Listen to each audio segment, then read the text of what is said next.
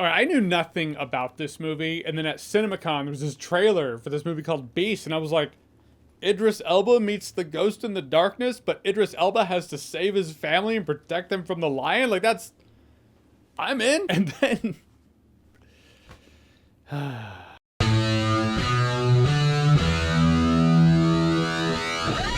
So Beast stars Idris Elba. He's a widower, father of two, and he and his two girls go to this village in Africa where his wife was from. He has a friend there played by Charlotte Copley. They go on a safari. They want to see some animals. Now there's this pissed off lion out there who's hunting them and trying to kill them. And then pretty quickly after that, the movie just started unraveling and falling apart. Like I said though, the premise at the beginning, it just reminded me of Idris Elba meets Ghost in the Darkness. I can totally see why a studio greenlit this. You kidding me? They were probably like John Connor going to the Galleria. Easy money.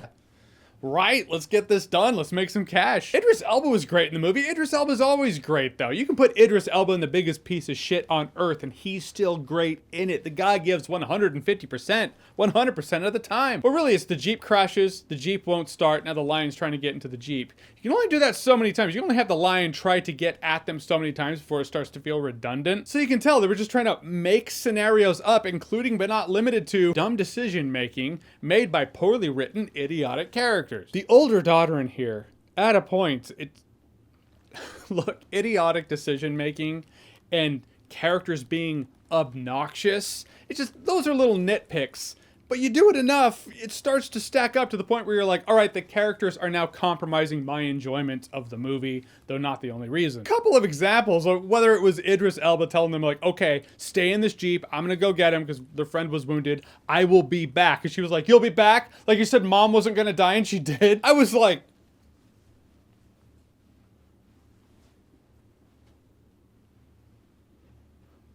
what? A lion is trying to kill and eat us, but you want to hash this shit out now? That's okay. Will that be the only eye-rolling moment for me? No. Because at a point, no one had eyes on this lion. No one knew where this lion was, only that the lion was out there hunting them, and she just gets out of the vehicle and just runs off into the wilderness like, I gotta find him. I will say, in terms of cinematography, multiple scenes where they did that one-shot technique where it didn't look like there were any cuts in the camera. It was just one shot. It was impressive before the movie even started falling apart. In the end, the promise that this movie had versus what it delivered is just astronomically disappointing for me. This could have been an interesting and unique, low-budget, low-key survival film. Let's say you just have Idris Elba on the safari, the Jeep crashes, it's broken down, this lion's trying to kill him, and that's the movie. It'll be low budget, takes place in one location, but far more interesting. Kind of like that Blake Lively shark movie. I enjoyed that. Surprisingly, I thought I was gonna hate it, but I actually liked it. Could have been like that with Idris Elba and a lion, but instead, you can tell they were like, well, we can't have them stay in the Jeep the entire time. We can't make that interesting, because that is difficult to do, but it can be done. They were like, all right, we need to get them moving. How do we do that? All right, well, we'll just have